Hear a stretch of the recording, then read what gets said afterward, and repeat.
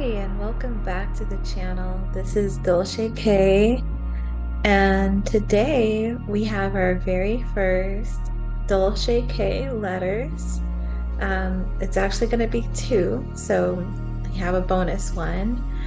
This is basically where subscribers send in their experiences as a light-skinned Black woman. Of course, if you're a mixed woman, you can send in your experiences as well. And we're gonna have some fun, take our time as well, reading through these, and maybe you'll hear something that that correlates to something that you've experienced or that resonates with you, or it might be exactly the same thing that you have experienced.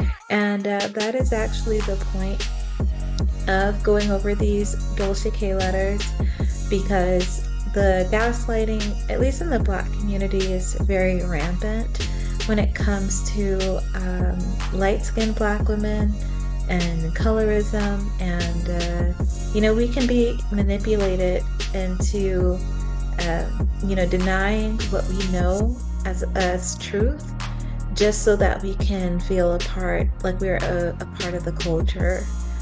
So I'm gonna go ahead and get started.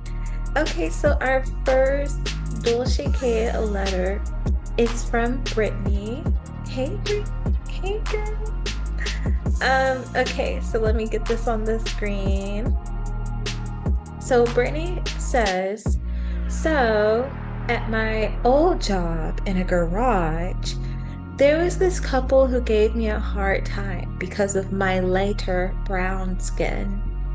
The couple was a white man and a dark-skinned Black woman. Wow.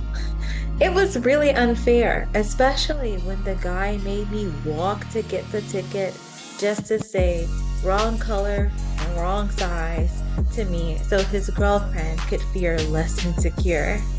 And it's not just at work. I faced bullying in high school too for being light-skinned. People told me not to talk to Black men or else I'd get beat up. It's messed up, right? I even had someone at work say they hate red B words like me. It's so frustrating. I used to support a YouTuber who was all about interracial relationships, but she started excluding light-skinned Black women. I couldn't stand that gatekeeping, so I stopped supporting her. We need a safe space to share our experiences and break these stereotypes. I just want everyone to feel good about themselves, regardless of shade. We're all human beings, and every shade is beautiful. Yeah, this is super relatable, and it's not in your head. I also noticed that as far as the YouTube content creator thing, that a lot of the Black women empowerment channels that were also encouraging Black women to divest and interracially date and swirl were excluding light-skinned Black women to some extent, either openly, overtly, or covertly. Some examples of people who are doing it, openly, obviously, Chrissy. And she's not exactly a divestment channel, but I remember when she first started, and this was maybe at least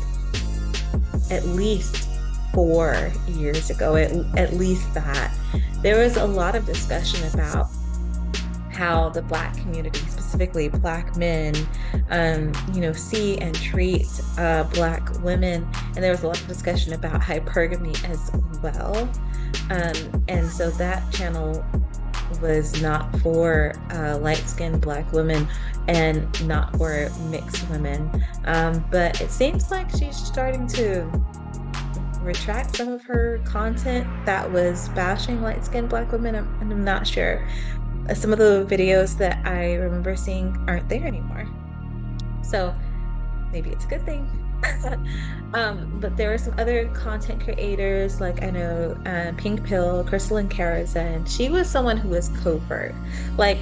And I don't know why people do this. It's always like the ones who are like at that like skin tone shade where it's like, I guess Exotic Women's United calls it caramel, but it's like you're like the perfect shade where you can play like both sides, and you can be seen as like, perfect and like innocent and like relatable, but like also like pedestalized to an extent.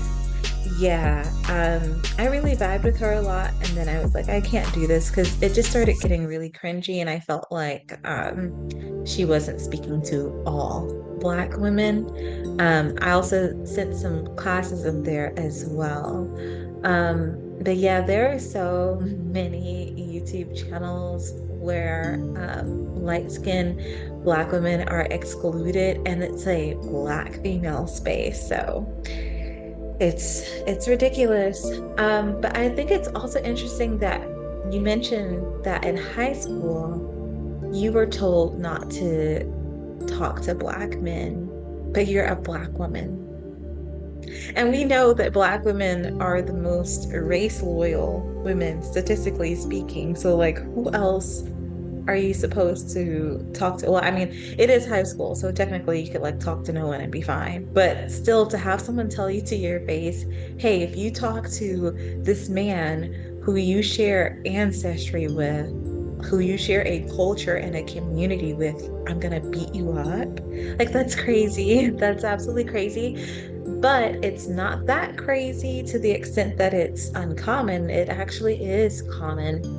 And I know this because one, my mother experienced it, and the exact same thing, the exact same thing. And there's a clip of Mayoa's World that I saw where she was saying, if you are light skinned and you have a preference for darker skin, then you're colorist. But then there's like other women, other unambiguous Black women who will say that if you have a preference for lighter skin, then you're colorist. I don't know if those two perspectives were gendered when they said it.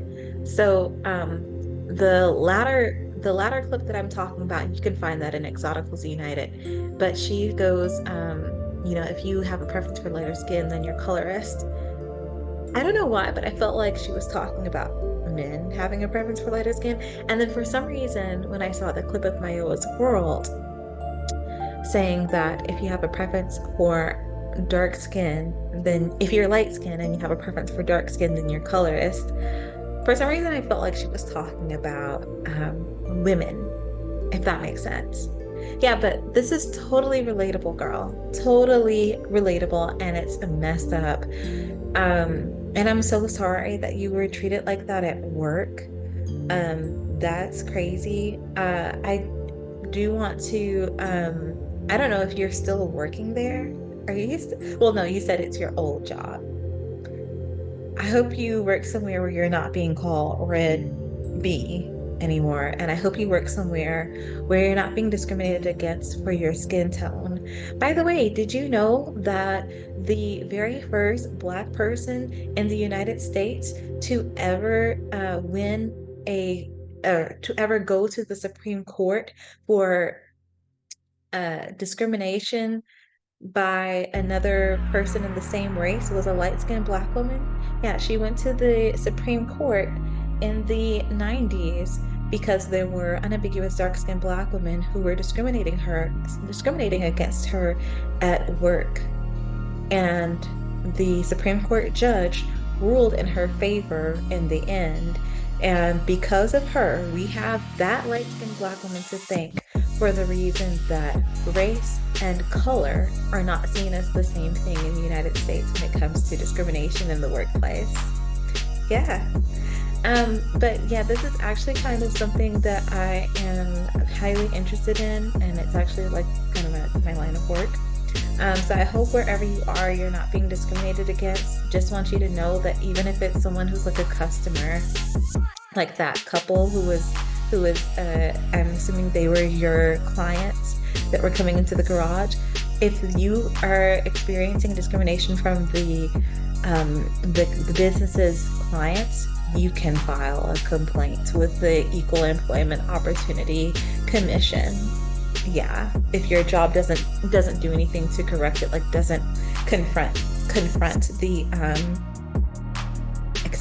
if your job doesn't confront the couple who is being discriminatory, and they like kept coming and kept making like discriminatory remarks or treating you unfairly, yeah, you can still file a claim. Okay, so I think that was everything. I hope I didn't miss anything. I do wonder like if this is something that discouraged you from interracially dating. Like, oh, I have actually a lot of questions and like I want to know more. I'm probably just gonna like email you and like we can talk. But yeah, like what if you like are relishing in the fact that there are, Black women empowerment spaces talking about, getting into tech and interracially dating and being hypergamous, and then boom, all of a sudden, like you're met with all of this vitriol because of your skin tone, and you're like, you're not welcome here.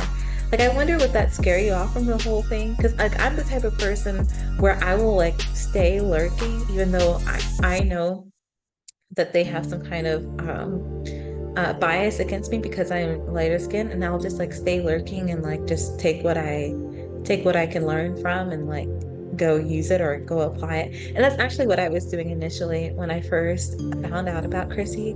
But yeah, I wonder what that experience was like for you. But anyways, thank you so much for sharing, Brittney. And I'm happy to say there was another one sent in by the Pink Pentagram. Hey, Pink Pentagram. Okay.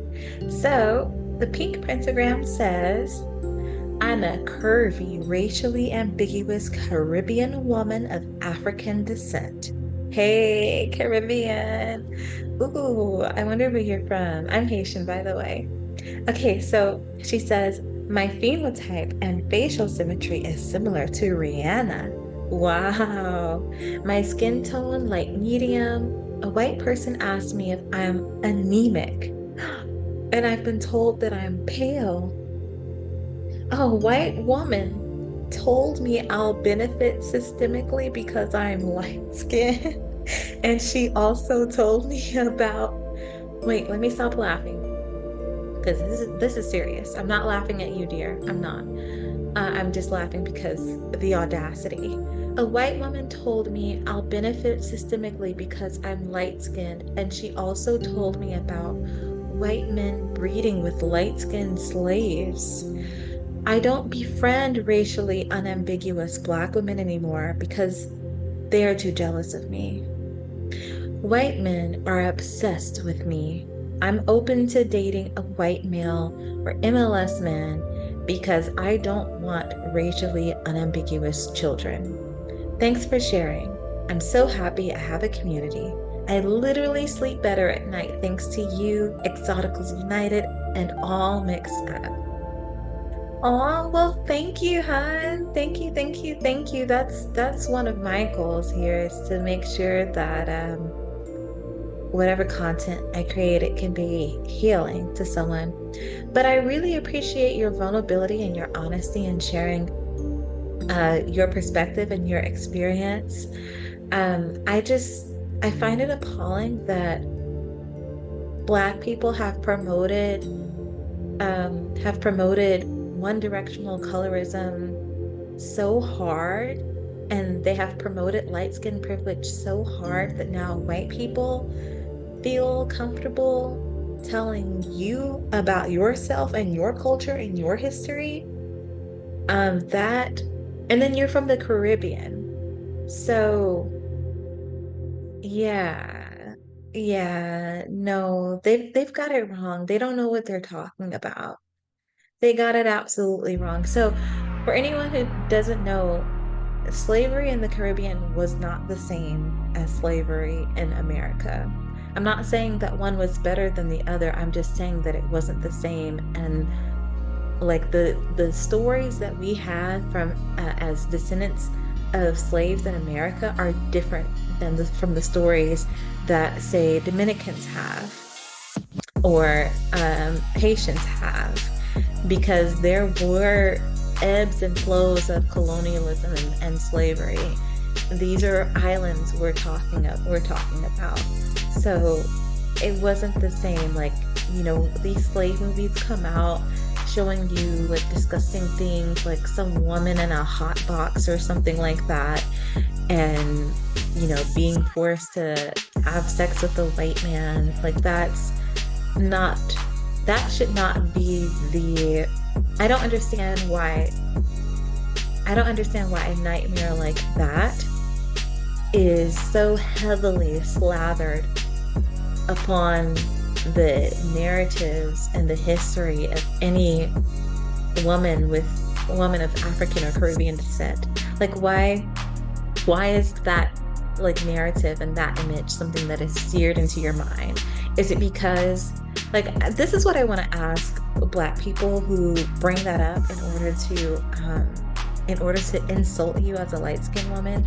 It makes me want to ask them, so how do you know that? Did someone in your family, in your heritage experience that? Did someone in your bloodline experience that? Do you even know what life was like for your great-grandmother or for your great-great-grandmother? Do you even talk to your grandmother or your grandfather? Like, do you even talk to them? Because I really do feel like they're pulling this stuff out of negative space where the sun doesn't shine. Yeah.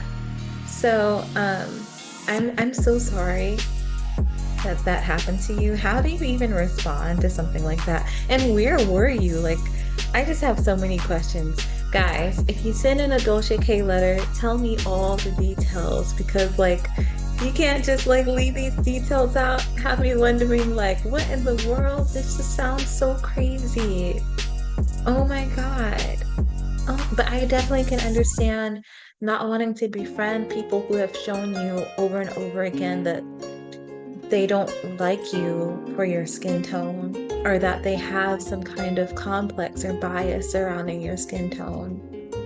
And you know what the sad thing about it is that sometimes it can be a self-fulfilling prophecy. Like now, and there's nothing wrong with this at all. Now you have come to the conclusion that you don't want racially unambiguous children. Now, I don't know why you're bringing this up in conjunction with what has happened, but there's probably plenty of benefits or value that you see in maintaining your racially ambiguous heritage, right? So, I can understand wanting to keep your like heritage and your phenotype and pass that down. I definitely understand that. But it's funny because, a lot of this can kind of become a self-fulfilling prophecy in that, there's this narrative that light-skinned Black women or light-skinned mixed women or light-skinned ambiguous women get karma in the form of having a dark-skinned baby or a racially unambiguous baby.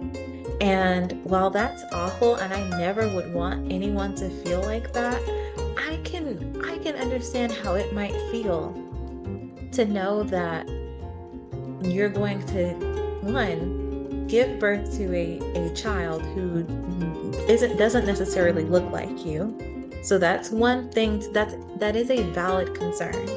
That is a valid concern, okay? And it's not about what's good or bad.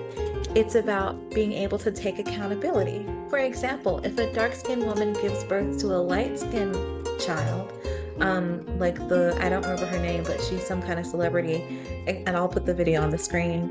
She said that she's with a whole white man, and she says that she doesn't want to give birth to a mixed-looking baby. I would want her to go ahead and take that awareness that, hey, my child is going to look differently from me, and do everything that she can to make sure that she's educated enough and she's in the know and informed enough to uplift her child's image, right? So I don't think that there's and being able to uplift her child's image without any hidden resentment. So I don't blame you, Pink Pentagram, for not wanting racially unambiguous children, because that's what trauma does to us. When we experience traumas, it usually creates more trauma, and it's something that we do have to work through, and we have to really understand what it is that we want. And not a lot of people can have the courage that you do to say, you know what, I want this.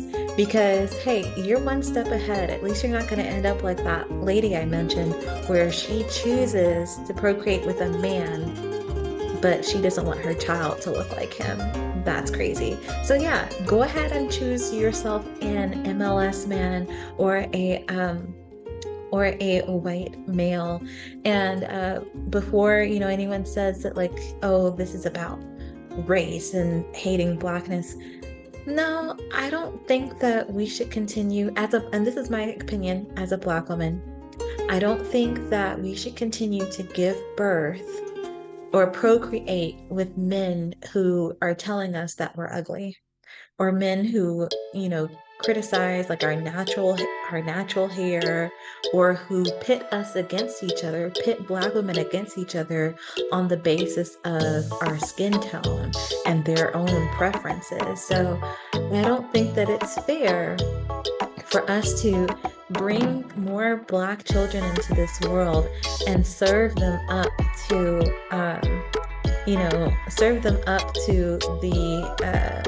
the many, many, many males in our community who are upholding colorism. And it's not just men, it's the women too, right? So I think we really should take some time out and like give birthing children a break and just really think about what it is that we want. And so I really appreciate you, Pink Pentagram, for reflecting on all of your experiences and reflecting on your future and what it is that you want.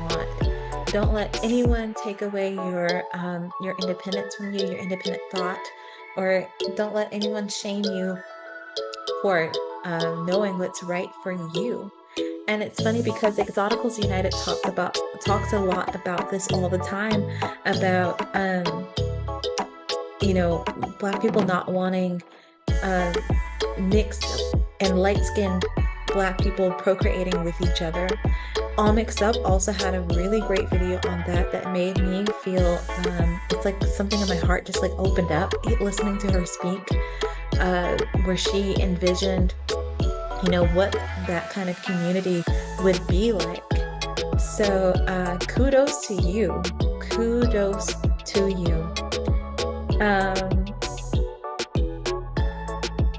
I'm just making sure I didn't miss anything in this DolceKay letter someone asked you that you're anemic and that you're pale. What would a white person know about a Black person with a light medium skin tone? Like, I'm surprised that white lady didn't ask. Excuse me, I'm surprised that white lady didn't ask if you're mixed. Instead, she wanted to ask if you're anemic, because first off, anemia is serious. Anemia is very serious. That's nothing to just, it's like asking someone like, oh, do you have, what's something I can think of? Oh yeah, do you have eczema? Or like, do you have psoriasis? Do you have scalp psoriasis? Do you have cancer? It's just, ugh, it's ridiculous. And I'm so sorry that happened to you. I don't know how you might have handled that situation. I don't know. I pray to God that I never meet someone like that. Like, I've been told that I have like the patience of Mother Teresa. Like, people have literally told me that, like, at work, sometimes I'm like helping people and someone will leave a note at my desk and they'll be like, it'll say, "You're so patient," or things like that. So I have that kind of patience, but for this type of stuff, I don't know. I wouldn't have a lot of nice things to say. I'd probably just let loose in that moment. Yeah. There's an expression. So there's an expression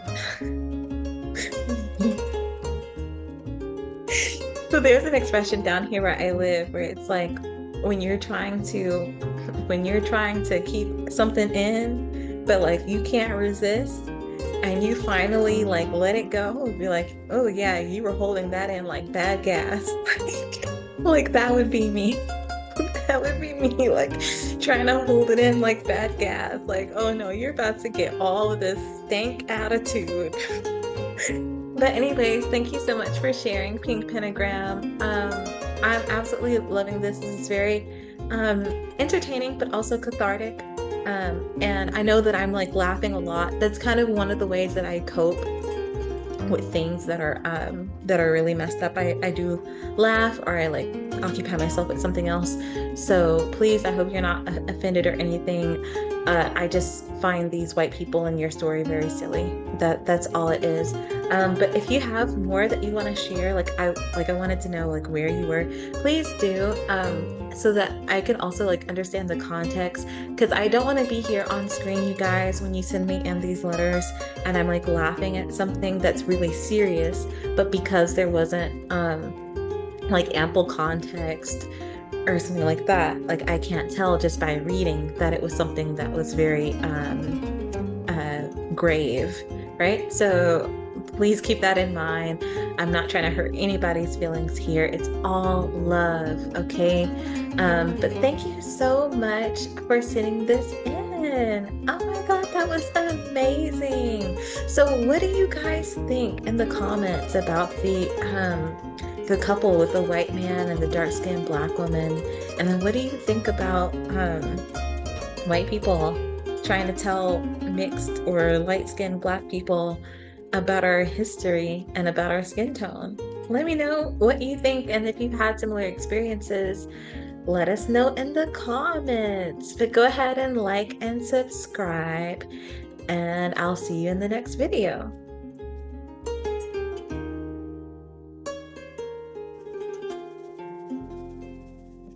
Well, first, have an update.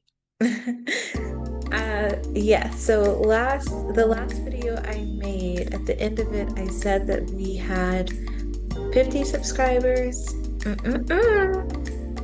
When that video was uploaded, it was actually more like 80.